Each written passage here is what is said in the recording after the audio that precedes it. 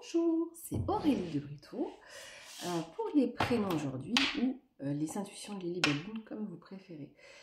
Donc aujourd'hui on va regarder un petit peu sur les prénoms, quel prénom ressort pour qu'on puisse faire une étude un petit peu en profondeur de ce prénom, en jouant un petit peu sur les mots et sur la langue des oiseaux pour trouver un petit peu la symbolique qui ressort. Donc j'ai écrit plein de petits prénoms comme je vous l'ai dit la dernière fois. Et on va regarder un petit peu quel prénom va ressortir pour qu'on regarde aujourd'hui. Donc il y a celui-là ou celui-là. Et bien Arthur.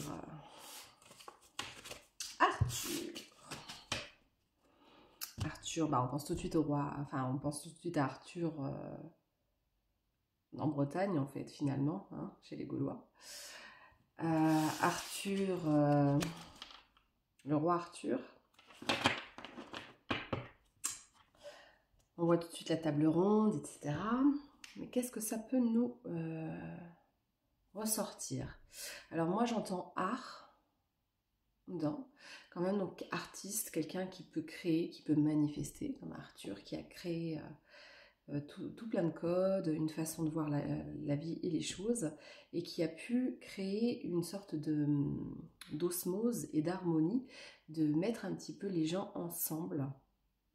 On entend ur aussi, mais qui peut être alors le dur, mais qui peut être aussi le côté solide, le côté arbre. On imagine un arbre un petit peu qui ancre les choses en terre. Arthur.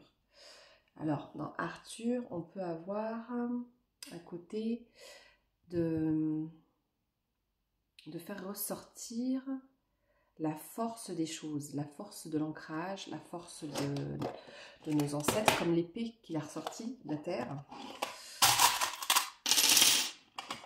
On va voir un petit peu ce qu'il ressort. On nous parle de sagesse. Donc les Arthurs, ce sont des personnes sages. Il y a le hibou dans le sens où il y a de la connaissance, qui a du savoir, qui trouve les choses cachées. Il y a le petit masque, qui arrive à voir en profondeur un petit peu.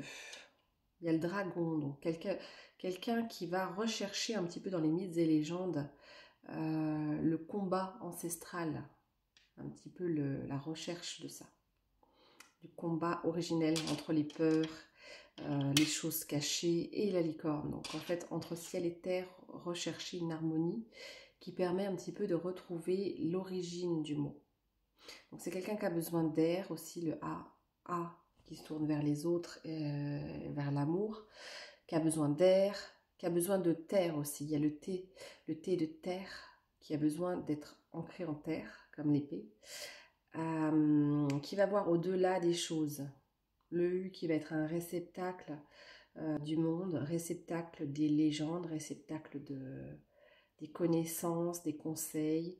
On voit la loi aussi, le côté légiféré. Et vraiment cette besoin d'ouverture vers le monde et de respirer, d'avoir de l'air, de l'espace, la verdure. Alors Arthur, on l'imagine en forêt, on l'imagine galopant, on l'imagine autour de la table aussi, ronde. Et le fait d'avoir la forme ronde montre aussi qu'il n'y a pas d'angle droit, ce n'est pas quelqu'un qui est trop rigide.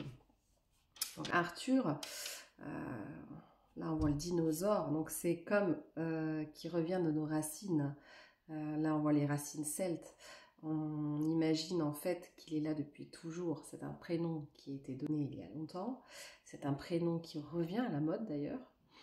Donc, et qui n'a pas perdu de sa puissance. Hein. Peut-être parce qu'il vient, on voit une planète, quelqu'un qui sait rêver aussi. Dans ce R, on imagine aussi qu'il a besoin d'air, mais qui sait rêver d'autres choses, comme créer un autre monde. Donc le Arthur, qui fait de l'art dans tous les jours en fait, qui crée une nouvelle mélodie dans sa vie, qui crée une nouvelle façon d'avancer et de voir les choses. On imagine une mélodie, il crée note par note quelque chose d'harmonieux.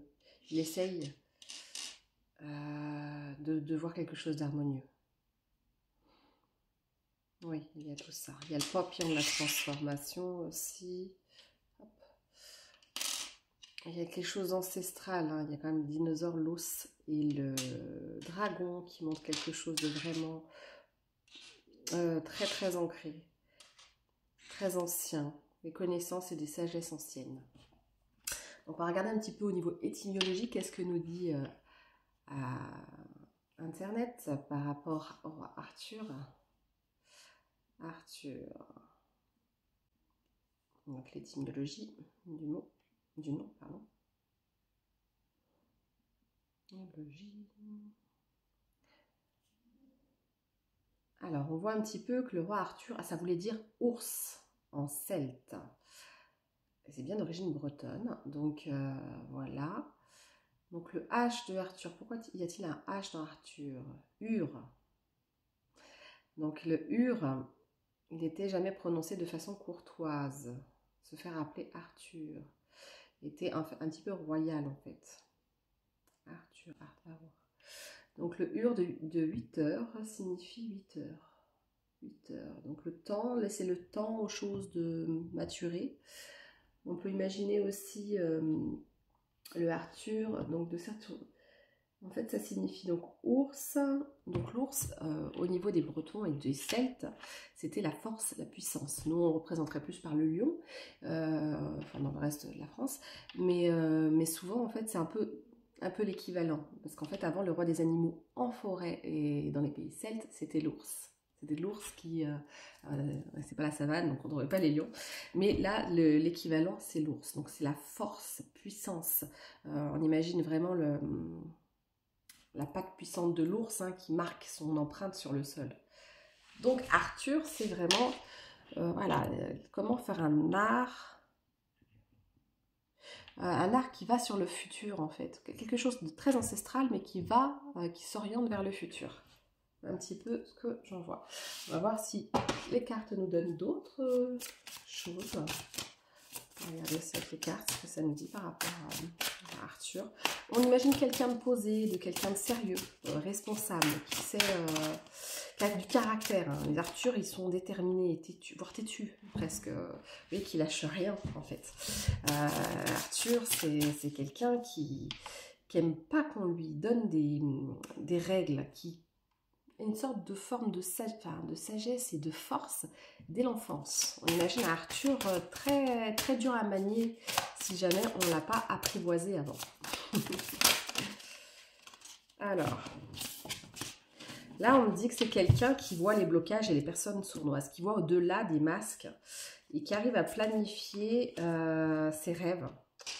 Donc on me dit que c'est quelqu'un qui va trouver des moyens de trouver des transitions sur les choses par rapport à ces personnes qui sont sournoises ou qui vont essayer de le bloquer. En fait, il va trouver un échappatoire. On voit un peu comme l'ours qui va utiliser sa force et son intelligence pour pouvoir garder en fait des ressources pour l'hiver.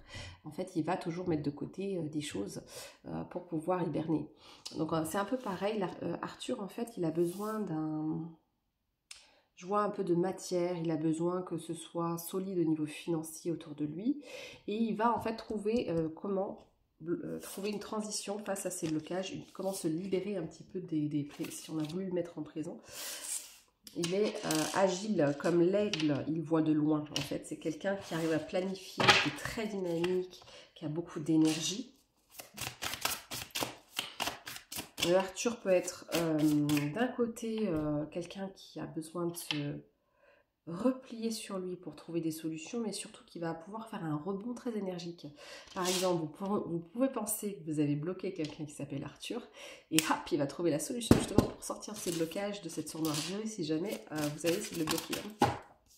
Arthur, quelqu'un de passionné. Les Arthurs sont des gens passionnés. Alors, Arthur, j'entends aussi lecture, le fait de trouver aussi de trouver en fait plein de choses qui peuvent leur permettre de sortir de cette tour d'ivoire, de ce saccage, des périples de la vie, des complications. Par contre, ça peut être quelqu'un des fois d'indécis, mais très très productif.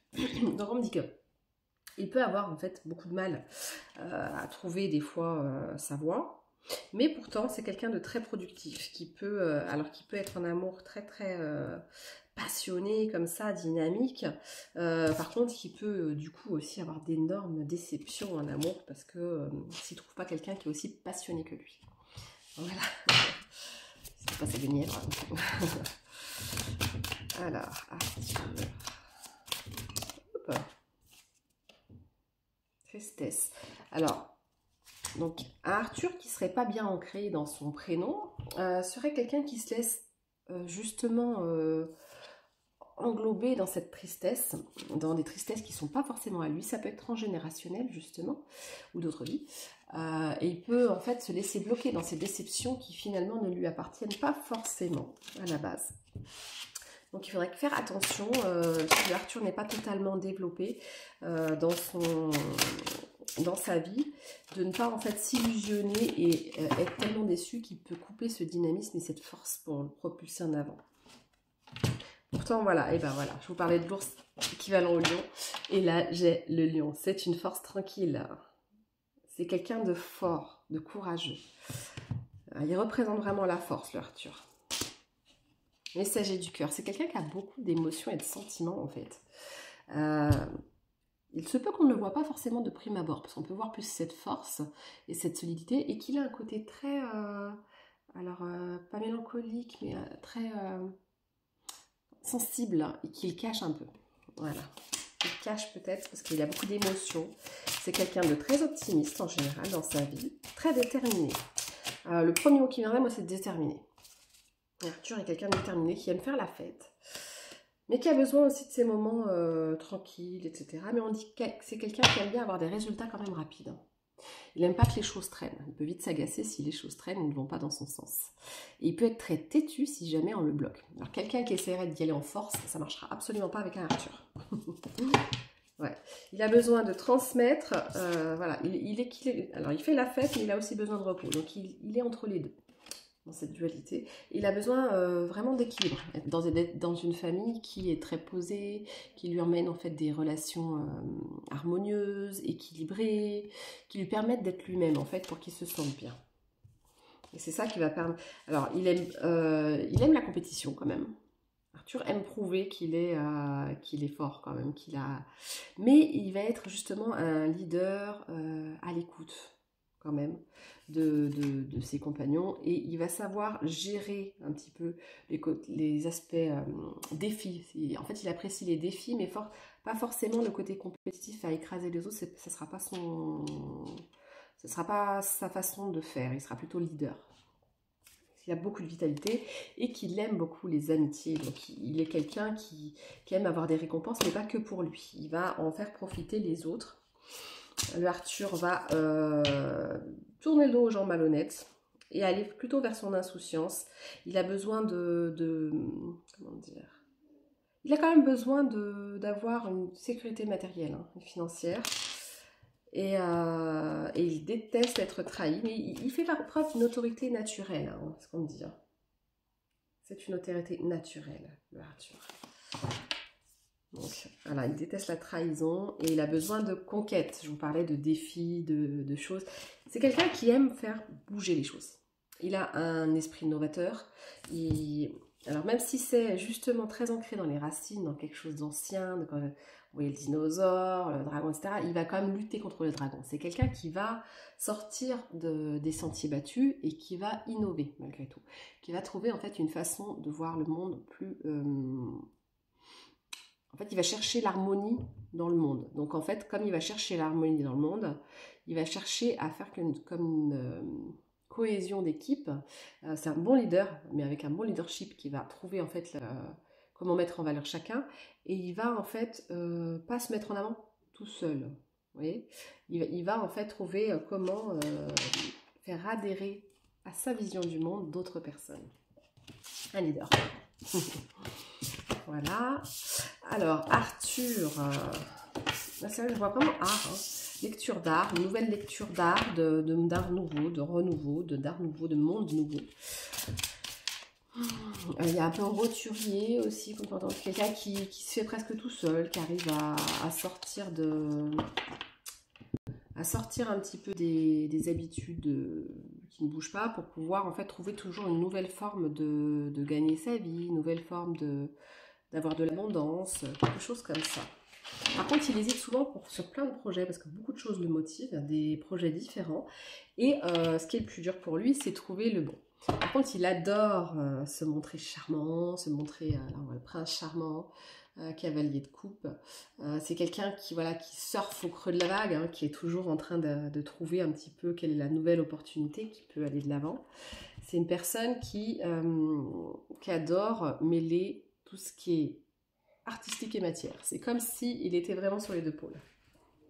Voilà, on va regarder un petit peu ce que ça nous dit. Niveau émotion, on disait que c'est quelqu'un de sensible. Il prend les choses avec légèreté. C'est pas quelqu'un qui a peur, c'est plutôt quelqu'un de très très très courageux et patient. Donc il arrive quand même à trouver... Voilà, d'accord. Il dit que le temps est relatif. En fait, il peut avoir des projets à long terme. Il peut être très très visionnaire et voir les choses bien avant qu'elles se produisent. Donc il peut être dans un sens, il est impatient parce qu'il veut que les choses arrivent vite, mais en même temps, il peut se projeter très longtemps avant pour pouvoir mettre les jalons à chaque fois des choses pour qu'elles se produisent en fait. Voilà. Donc il y a un côté, alors il faudra juste qu'il fasse attention à la dépendance affective. Ça peut être, s'il a quelqu'un, voilà, par rapport à la déception, ça peut quand même lui mettre un gros frein si le prénom n'est pas totalement bien incarné. Donc en fait on va lui dire finalement de travailler plus sur ça, sur le fait de ne pas se laisser, comment dire, désillusionner par les relations affectives, amoureuses ou amicales, et de ne pas les laisser le faire chuter en fait, parce qu'il peut avoir des idéaux très très grands, très très élevés, et en même temps être déçu si les gens le trahissent ou ne sont pas n'ont pas des valeurs aussi élevées que les siennes. Voilà. Donc c'est quand même quelqu'un qui s'engage dans les projets, dans la vie, c'est quelqu'un qui aime aller de l'avant.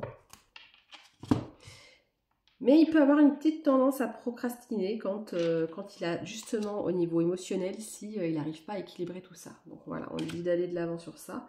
Mais c'est quelqu'un qui est très connecté quand même, qui ressent les choses, qui ressent les gens et qui arrive un petit peu à voir au-delà. Et en tout cas, une fois qu'il a l'âme amoureuse, quand il est en amour ou quand il apprécie un projet de vie ou quelque chose comme ça, il y va à fond. C'est quelqu'un qui peut y aller à fond. Donc voilà, on dit qu'il maîtrise en fait des dualités très très importantes et qu'il arrive un petit peu à jongler avec tout ça. On va regarder un petit peu ce que les gens disent. Ouais, c'est quelqu'un d'éclairé, on dit qu'il voit les choses, qu'il voit loin. Alors, il y a la flûte. Alors, c'est où qu'il peut jouer du pipeau dans le sens où il est capable d'argumenter. Quand il est motivé sur un projet, il arrive à faire adhérer les autres. Et du coup, il sait très très bien jouer de la flûte dans le sens où il sait convaincre. En fait, ça peut être un bon commercial, des choses comme ça. Là, on dit que c'est un guerrier. Hein, on voit un roi guerrier qui a l'épée. Hein, voilà, c'est un guerrier. Voilà, c'est un vrai guerrier qui sait cibler. En fait, il y a la flèche, il sait cibler ce qu'il veut obtenir. Et le trône, hein, on voit un trône. Donc il sait cibler, il sait s'élever. C'est quelqu'un qui, même s'il y a quelque chose qui paraît un peu hors de sa portée, en fait, ça va l'attirer. Hein. Donc c'est quelqu'un, au contraire, s'il a l'impression que... Alors même en amour, s'il a l'impression que la personne désirée n'est pas atteignable, ça va le motiver. S'il a l'impression au travail qu'il y a des choses qui paraissent irréalisables, et ben ça va le motiver à trouver l'énergie de décocher sa flèche au bon endroit. Donc c'est quelqu'un de très très déterminé, c'est vraiment ça. Le déterminisme à fond. Pour moi, Arthur, c'est vraiment quelqu'un qui voit loin. Donc ouais, on nous dit bien, c'est l'ours en étymologie. Alors après, on peut s'amuser il y a tous les dérivés. Hein. Il y a Arthur, Arturo, Artus, il y a Vararti, Azurus, j'avais vu ça aussi, Arzurus. Alors il peut avoir la même étymologie au niveau ours, et tout en ayant un petit mélange avec azur et le ciel, enfin qui veut atteindre le ciel. Arzurus, ça peut être ça aussi. Après Arthur, oui, c'est quelqu'un qui a vraiment un objectif en tête et qui va l'obtenir en fait. Quand il a quelque chose en tête, il ne l'a pas ailleurs comme on dit, il va aller à fond. Voilà un petit peu tout ce que j'avais à dire sur le prénom Arthur et tous les dérivés, Arturus, Arturo, si vous en avez d'autres en commentaire vous pouvez les mettre, hein. Azurus aussi, alors au féminin il n'y a pas trop Arthur, je crois pas, ça ne me parle pas en tout cas au féminin. Donc voilà. Mais on voit qu'au niveau personnalité, c'est quelqu'un qui ressort victorieux en fait. C'est quelqu'un qui a des objectifs réels et qui fait tout pour y arriver. Voilà, voilà. Si ça vous a plu, n'hésitez pas à commenter, à liker. Alors bien sûr, là, c'est le prénom tout seul, mais si vous l'avez dans votre lignée familiale ou des dérivés, eh ben, il y a souvent une raison transgénérationnelle derrière. Ça, en constellation familiale, on peut voir un petit peu ce qui ressort. Et il peut avoir encore d'autres choses à découvrir donc sur votre prénom. Surtout les prénoms d'ailleurs, hein, parce que souvent on l'a en transgénérationnel. C'est très très fréquent qu'on ait le prénom d'un grand-père, arrière-grand-père, etc., etc. Donc d'un aïeul. Donc voir vraiment, on peut voir ce qu'il en ressort dans le sens où aller voir plus loin, en fait, faire des recherches sur ce prénom. Est-ce que vous étiez d'origine celte, bretonne, etc. ou pas du tout? Et voilà, ou est-ce que quelqu'un était déjà venu après, ça peut être sur le lieu, ça peut être sur le prénom, ça peut être sur les origines. Si c'est plutôt Arturo, on peut se demander si plutôt Italie, Espagne et compagnie.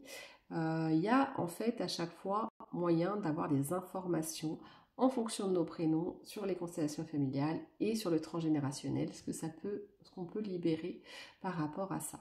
Voilà, donc mon autre chaîne, c'est Aurélie de Brito sur YouTube aussi. Et là, il y a un petit peu plus d'explications, surtout sur les podcasts, sur les constellations familiales, si ça vous intéresse. Et même si ça ne vous intéresse pas d'ailleurs, au départ, ça peut être bien aussi de voir un petit peu de quoi il s'agit. Donc voilà. En tout cas, je vous remercie et à bientôt pour un autre prénom.